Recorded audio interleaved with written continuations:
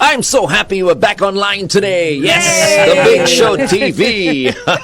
Working perfectly today. Our guest is Dr. Geraldine Tan, award-winning psychologist from the Therapy Room. Good morning, Jerry. Good morning and welcome to the chalet. We are having a camp today. I was just going to say, your office looks different. I'm not going to open any of the doors because I'm going to invite only mosquitoes in. Oh, yikes. Whereabout are you actually? Where are you guys camping out at? The CSC Chalet, Changi. Okay, and what is the camp about? It's the teens camp. So the teens camp, usually we have a stay-in camp. For the teens, we work on emotional regulation. We work on themselves, and they are learning how to grow themselves. They've come up with goals to learn how to trust themselves. So that's some themes we're going to work with this camp. So wait, so they're teens. So they're how old exactly are they? As young as 13, as old as 18. Oh, okay. Wow. Okay. Well, interesting. have fun. So today we're talking about gambling. She's going to teach us how to win. No. No? Actually, it was the teens that, when they heard about I was deciding about the topic, and they said, no, you have to do gambling because it is the World Cup. So the teens suggested this. Do they themselves get into gambling because of the World Cup? No, but they do know friends that gamble, and then they were asking a little bit about the World Cup. How about Chinese New Year gambling? I'm a little bit distracted because I see people coming down. Everyone's waking up now. Everyone's waking up. They just had the morning call and they are really on time. So we're very proud of them. They're trying to make pancakes. Oh, okay. Nice. Okay. Are you really going to eat their pancakes? It's either their pancakes or my pancakes, neither of which is very enticing, so they can make their own. Okay, let's continue to talk to Jerry live on the Big Show TV. It is 8:03. So gambling. When do we gamble, Jerry? Chinese New Year, World Cup, what else? Even during the festive season for Christmas as well, people gather at people's houses and gamble. Mm-hmm. You have the usual mahjong kaki. We have, I think, the 4D, the Toto. Every Wednesday and Saturday and Sunday, you see long queues outside Singapore pools. I don't know. Would you consider the scratch and win cards? So sometimes there's the scratch and win cards, right? Yeah, that's a lottery as well. That's definitely gambling. Yeah, but that's given to you sometimes. Yeah, right? I mean, at you're a not shopping paying center. for it. Oh. No, they have the scratch and wins where you can buy as well, don't they? At some places. No, Really? Not in What is that Singapore. not for? in Singapore. Not in Singapore. Yeah, in Singapore it's just The scratch and win in Singapore, usually you have to spend a certain amount of money and then you're given, right? So some people, they really want to win. So they would spend more and more. So that's why I thought, it might be considered also a bit of that gambling mentality. That's interesting. Yeah. okay. But today, basically, I mean, we are going to talk about how to recognize a gambler. Is that what we're Or the addiction? talking about? Well, we're going to look at 3 different types, right? So gambling per se, it has a bad name, but I think, if we look at just gambling itself, it's not 100% bad. If we look at the professional gamblers, they're very much in control. So there are 3 types of gamblers, right? The professional gamblers, the social gamblers, and then the problem gambler. So the professional gamblers, we look at them and we go like, wow, they are in control. They know their stakes. They know when to lose. And then they win, and they win big. And we all want to be like that, right? Like Kenny Rogers. Oh, I was thinking Chow Yun Fat. Oh, I was The king of gamblers. I was thinking Ben Affleck, who's a professional gambler. He enters Oh, poker really? competitions. Oh, does he? Yeah, he enters poker competitions. Yeah. Okay. Yeah, so those professional gamblers, they have skills and they know what they are doing. Oftentimes, most of us are social gamblers. We try to pretend we know what we are doing, and then we just have fun. So we have a lot of we chase after the fun, we chase after the entertainment, and we have a good time with the rest of our friends, our family, with our relatives. So that, the cost of gambling or social gambler is more really just entertainment, having fun. Okay. Then you have the problem gamblers. The problem gamblers don't know when to stop. So it might indicate other issues, and we will go into that. So these group of people, they think that they are social gamblers, or they want to project themselves as social gamblers. And they will oftentimes say, no, I know when to stop. I just play for fun. But they don't actually play for fun. Jerry, can social gambling lead to problem gambling? Of course it can, right? Yes, it can, if you're not aware of the intention of why you are gambling. Yeah. Isn't it mainly about the money? Yeah, exactly. Like you want to get rich quick, right? Yeah. Not really. So there are few things that might lead us to problem gambling. So one would be financial issues. I want to get rich quickly. I want to make a fast buck. I want to have big bucks coming in. But social gamblers don't look for that, you see. It's really for fun, the 5 cents, 10 cents, $2. or $2, or a meal, so that you bet with a friend, if you win, I'll buy you a meal sort of thing. So it's really for the fun of it, for the entertainment, but not for the problem gamblers. They want to win big, they want to win it fast. And they believe that every time they play, they will win. They believe that the next time is will the be the time. time. Yeah. Yes. Yeah. Do problem gamblers get into it chasing the thrill? So that's the part where when you're gambling, there's a lot of endorphins and a lot of chemicals that are just coursing through your veins, right? And some people chase that high. So whether you win or lose, you have the same chemical pumping through your veins. So a lot of people think that, once they lose, they will just step away. Problem gamblers don't, because both ways, when you gamble, you still have the same sensation. Even more intense, maybe, when you lose. Right. I remember once hearing about a Hong Kong singer who, I won't mention the guy's name. He came down to Singapore and basically lost $1 million. Wow. And apparently, he just loves gambling, and he loses huge amounts of money All the time. whenever he hits the casino, and doesn't mind losing because he's got has so much money. But he's probably chasing the thrill then. Yeah. Perhaps.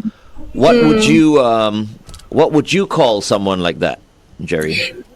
But he doesn't mind, right? And he still has like billions in the bank, right? Yeah, so to us, we look at it and the amount is a lot. But to them, it's that 5 cents, 10 cents that they can afford to lose. Just skill. Yeah. It's a scale. It's just skill, yeah. Okay, we're going for a traffic break, and then we'll come back with you on the radio. Good morning and welcome back to The Big Show and The Big Show TV. Our guest for this morning is award-winning psychologist from the therapy room, Dr. Geraldine Tan, and we're talking about gamblers. Do all gamblers look like Mark Lee? I mean, he put himself out there. I mean, he did an ad, right?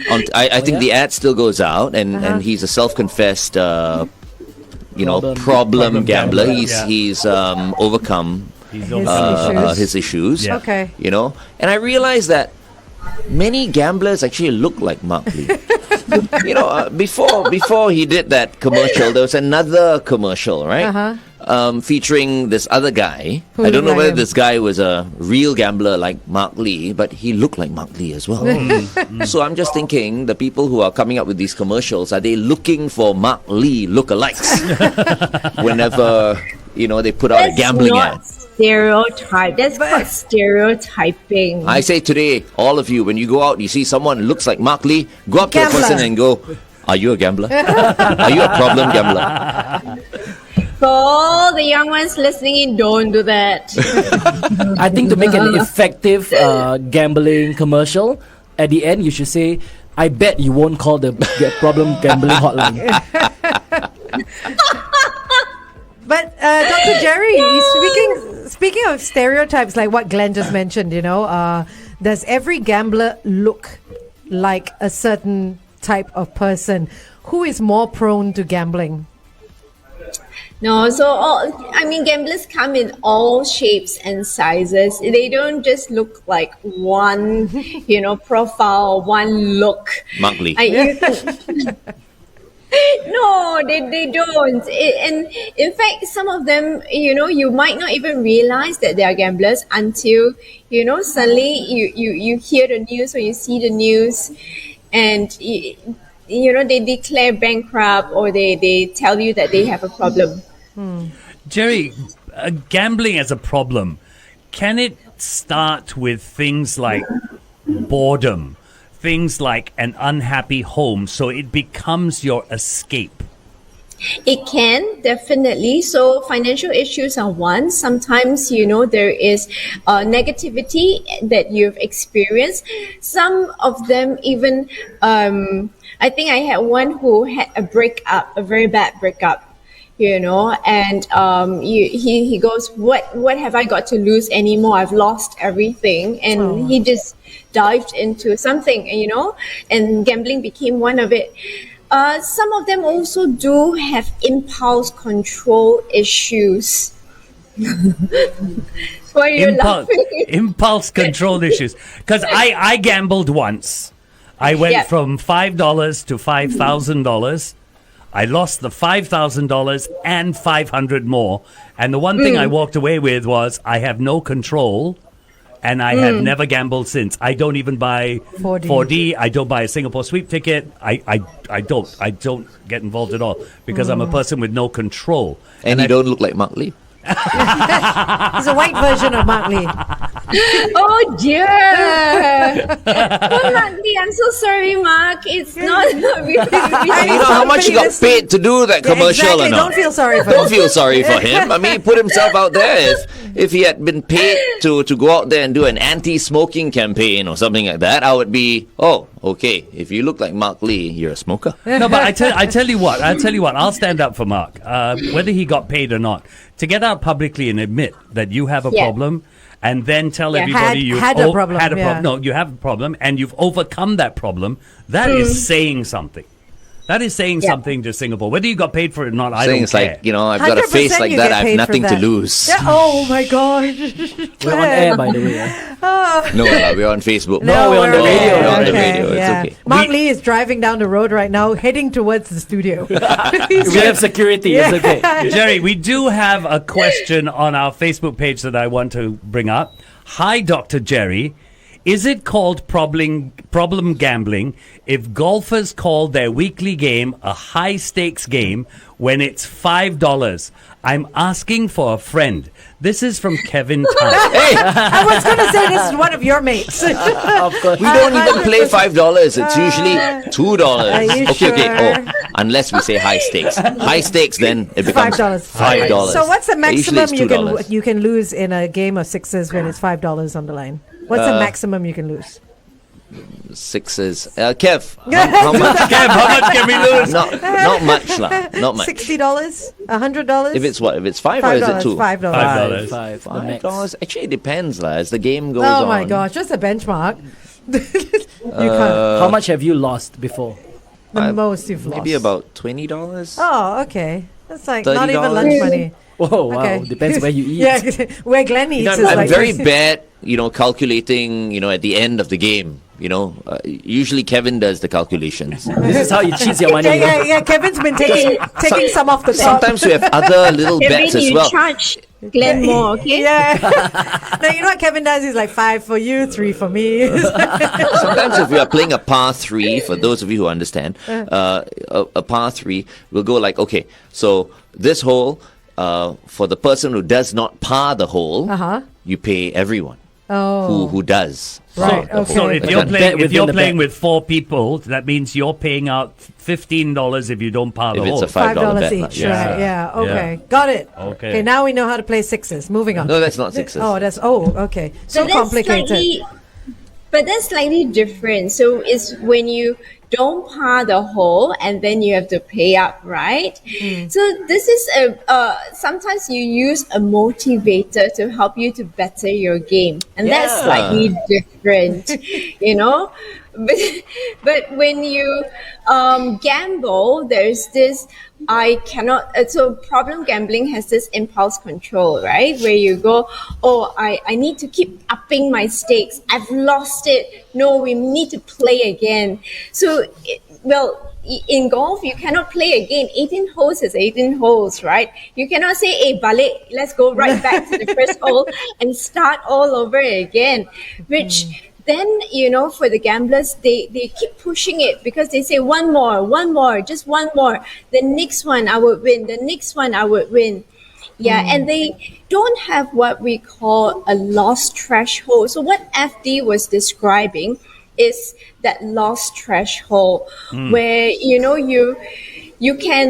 go into a gambling situation and say, I can lose this amount of money. And then, by that moment of folly, you went over that and you go, oh dear, I went over. And you stop.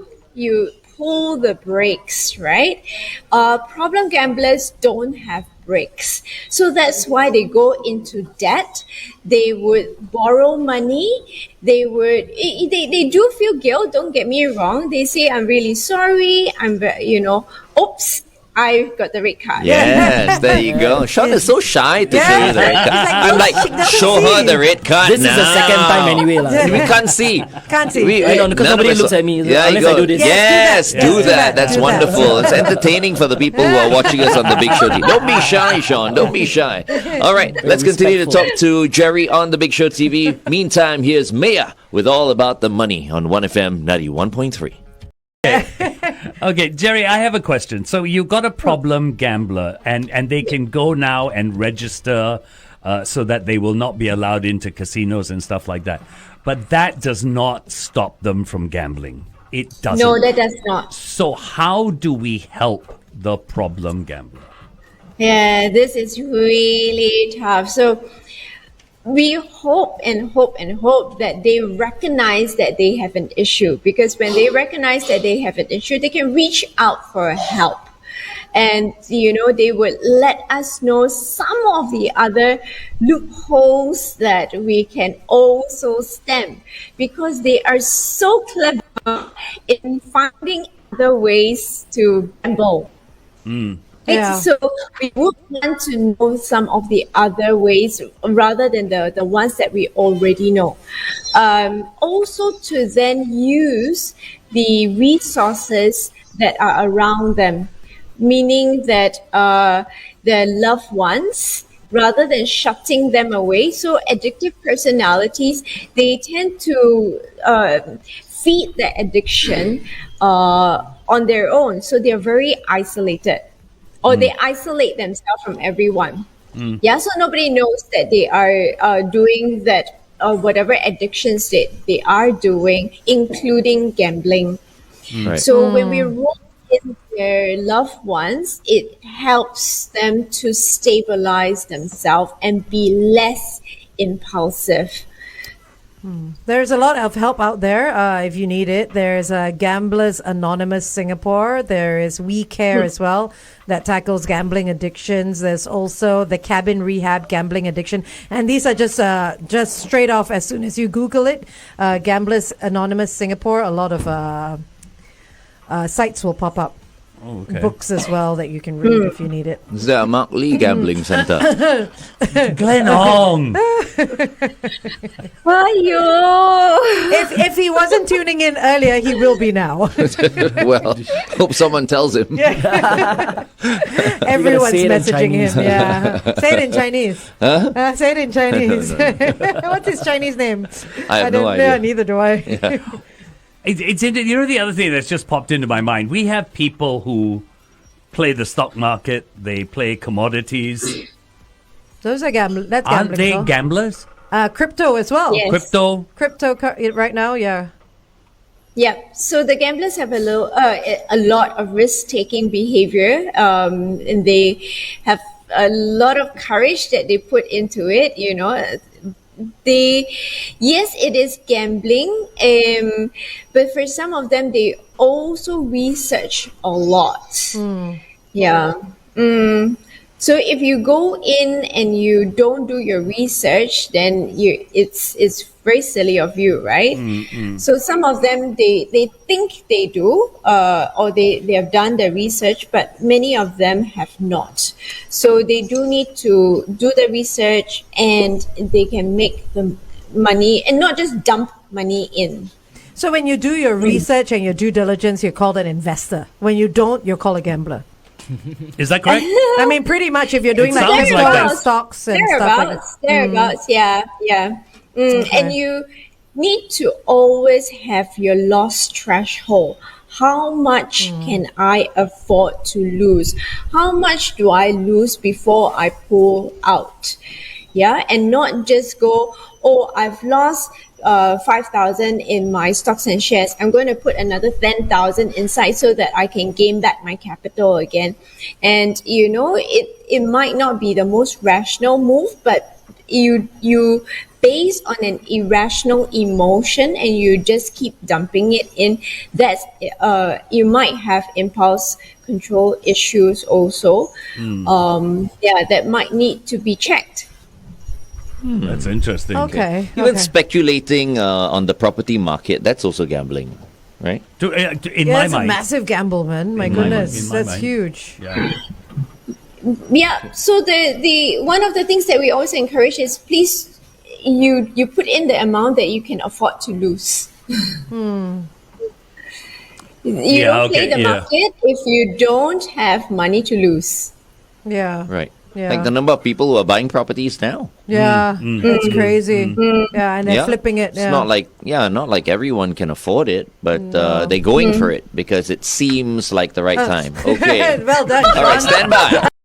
Good morning, Singapore, and welcome to the big show. It's a Tuesday, and that's why we have with us Dr. Geraldine Tan from the Therapy Room. Once again, good morning to you, Jerry. Good morning. Good morning, Dr. Jerry. We're talking about gamblers, the difference between gamblers, and how we can possibly help them. Yes, we are, and we are going to try to use the loved ones to restrain them, put in a limit for them, and do not condone any sort of behavior. Sometimes we want them to go cold turkey. No means no, because they might want to push the boundaries again. Wow. Okay. Okay. So, what can you say to the person who's tuned in right now, all right, listening to us, and knows that he or she is a gambler, as in a problem gambler, right? They're aware of it. They are trying to Restrain get better, themselves. but they can't seem to control themselves. What advice do you have for them? So often we always ask, who is out there for you and what do you have going in your life, because you're not only losing the money, what else are you losing? What more do you want to lose? So we always have them to look at what is in their life and what is going for them. Okay. Okay. Because they could be experiencing other issues as well, you know. Yeah. They could be maybe a bit depressed. I've always seen gambling as an See? escape. Yeah, you're true. You're right. Yeah. I've always seen it as an escape from something. And there's always that dream of, I will get rich with this one last play, you Yeah. know, and if I do that, I'll be set for life. You know, I won't have any more problems. I can pay off my debts. I can pay for my children's education or whatever it is, whatever it may be.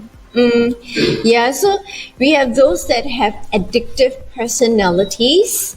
So that's one group of people. The other group you were talking about, perhaps they have clinical issues, those that have PTSD, those that have depression, you know, some even OCD. So they can have clinical issues also. Wow. I never realized. Okay. I think Yes. this is a very, very dangerous period, you know, and I think, the World Cup. Yeah. During the World Cup, because many, many people place wagers. More so than just the EPL and all that, because EPL, a lot of people place wagers, but Yeah. because it's the World Cup, there are more people involved. Exactly. Once in I 4 think, years, yeah. it's your chance to try and make big money. Exactly. Yeah. Yeah. Yeah. And How it's much can festive one make? season as well. Yeah, so I always encourage all of you to at least set your limits, know how much. So just set an amount, and once you hit that amount that you have lost, stop. Because I cannot control how much you win, but I can control how much you lose, right? You can set that limit. Yeah. Yeah, Last that's night, true. many people lost money last night. Oh, yeah. I think so. Yeah. Because everyone thought South Korea was going to beat Ghana. Yeah. True. Yeah. But Ghana beat them. So, A lot of lost And a money lot of there. people would have picked out of emotion as well, right? Because I a lot think of so. people like everything Korean yeah. nowadays, especially. And South Korea have not been knocked out in the first round in at least, I think, 3 World Cups. So it's historical as well. And okay. now it looks very likely they're going to be out. Out. Yep, looks Okay. like Okay. Anyway, thank you very much, Dr. Geraldine Tan, for joining us today. It's been a pleasure, as always. It is always, and I'm so glad that I still can do the show from the chalet. Yes. Little last word. I know this is strange, but this is from Nelson Mandela, and he says, "I never lose. I either win or learn." So that's for life. That's not for gambling, okay? That's a gong for you. Oh my God. Good words of wisdom. I will see all of you next week. I'm going to join my team and my teens for the stretches. All right. Okay. Enjoy your Have a camp, good Jerry. time, Jerry. Thank you so much for being on the show. Bye. All right, you Bye. take care.